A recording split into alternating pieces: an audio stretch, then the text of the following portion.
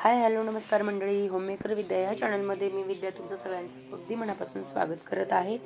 आज जरा घसा बसलेला आहे त्यामुळे थोडासा आवाज वेगळा येतोय, पण आजची माहिती सांगणं सुद्धा तितकंच महत्त्वाचं होतं, त्यामुळे व्हिडिओ आवर्जून बनवते आहे। तर मैत्रिणींनो, उद्यापासून शारदीय नवरात्र सुरू होत आहेत।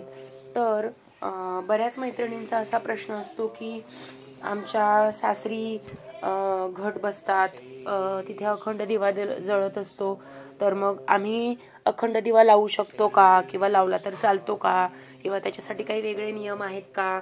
तर त्याचबद्दलची सगळी माहिती मी आज तुमच्यासोबत शेअर करणार आहे। पण व्हिडिओला आवर्जून लाईक करा, कमेंट करा आणि चॅनलवर जर नवीन असाल तर चॅनलला सबस्क्राईब नक्की करा। चला तर मग व्हिडिओला सुरुवात करते मी।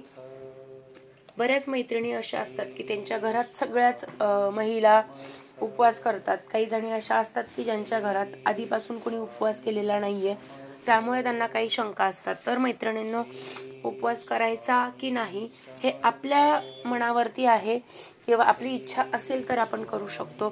त्यामुळे जर तुमची इच्छा असेल की उपवास करायचा आहे तर तुम्ही करू शकता। आणि अखंड दिव्याचा विषय आला तर बऱ्याचदा बऱ्याच मैत्रिणी उपवास करत नाहीत, घट मांडत नाहीत, पण त्यांच्या देवघरात किंवा देवीच्या फोटो समोर अखंड वात चालू असते। तर ही गोष्ट आपल्या घरासाठी, सुख शांतीसाठी अतिशय उत्तम अशी आहे। तुम्ही जर उपवास करत असाल किंवा नसाल तरी सुद्धा तुम्ही देवघरात किंवा देवीच्या फोटो समोर तुम्ही अखंड ज्योत पेटवू शकता। त्यासाठी तुम्हाला काही काळजी घ्यायला लागते फक्त, ती म्हणजे वात ही मोठी हवी, म्हणजे दिवा न थांबता कंटिन्युअसली पेटत राहील यासाठी। त्यानंतर दिव्यात लागणारं तेल हे तुम्ही तिळाचं जर वापरलं तर अतिशय उत्तम असेल। त्यानंतर बऱ्याच जणांचं म्हणणं असं असतं की नवरात्रीत लावला जाणारा दिवा हा दगडीच असावा, पण असं काही नाहीये। जुन्या काळात तांब्या, पितळाचे, धातूचे मोठे मोठे दिवे मिळत नव्हते, म्हणून दगडी दिवे वापरले जायचे। पण आताच्या काळात तुम्हाला धातूचे मोठे मोठे दिवे मिळतात। शिवाय आपल्याला दगडी दिवा जो असतो त्याला हवा लागते, तो विझतो, पण धातूचे दिवे जे आपल्याला मिळतात त्यासोबत आपल्याला काच सुद्धा मिळते, ज्यामुळे बाहेरची हवा त्याला लागत नाही, त्यामुळे अखंड ज्योत चालू असते। तर त्यासाठी तुम्ही धातूचा दिवा आता यूज केला तरी सुद्धा चालू शकतो, दगडी दिवाच पाहिजे असं काही कंपल्शन नाहीये।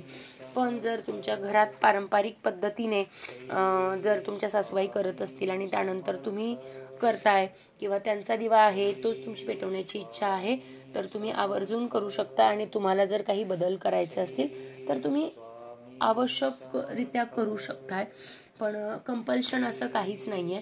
तर मैत्रिणींनो, जर तुमची इच्छा असेल अखंड दिवा पेटवण्याची तर तुम्ही करू शकताय, पण जर तुम्हाला घरी शक्य नसेल तर तुम्ही एखादं मंडळ असेल, एखादं ठिकाण असेल, तिथे तुम्ही तेलाचे वगैरे पैसे तुम्ही दान करू शकताय, किंवा एखादं मंदिर असेल तर त्या ठिकाणी तुम्ही तेलाचे पैसे किंवा तेल वगैरे दान करू शकताय।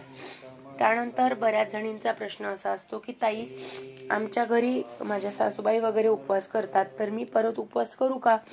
हो, तुमची इच्छा असेल तर तुम्ही आवर्जून करू शकताय। नवरात्रीचे नियम फार लोकांना असं वाटतं की फार कडक आहेत, पण मला तरी असं वाटतंय आता गेली 20 वर्ष असं तुम्ही म्हणू शकताय, म्हणजे मी 7वीला असल्यापासून मी उपवास करतेय। तर 7वी ते 10वी मी उठता बसता उपवास केला, म्हणजे पहिल्या माळेला, अष्टमीला, नवमीला उपवास करायचे आणि दसऱ्याला सोडायचे, मधल्या कोणताही उपवास मी करत नव्हते। तर या पद्धतीने सुद्धा तुम्ही करू शकताय। पण 9 दिवस तुमची जर करण्याची इच्छा असेल तर 9 दिवस सुद्धा तुम्ही उपवास करू शकतात। फार कडक असं काही नसतं, वाटतं ते सगळ्यांना, पण मनापासून एखादी गोष्ट केली तुम्ही तर ती तुमच्यासाठी सगळ्यात जास्त सोपी असते। तर दिवा तुम्ही आवर्जून पेटवू शकताय।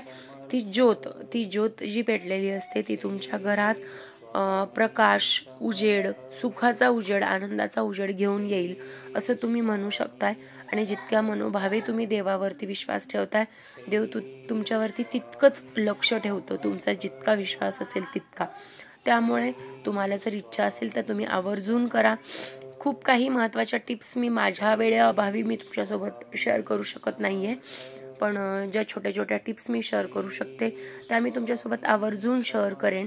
तर आजचा व्हिडिओ शेवटपर्यंत बघितल्याबद्दल खरंच खूप धन्यवाद. भेटूया नेक्स्ट व्हिडिओमध्ये नवीन अशीच काहीतरी माहिती घेऊन.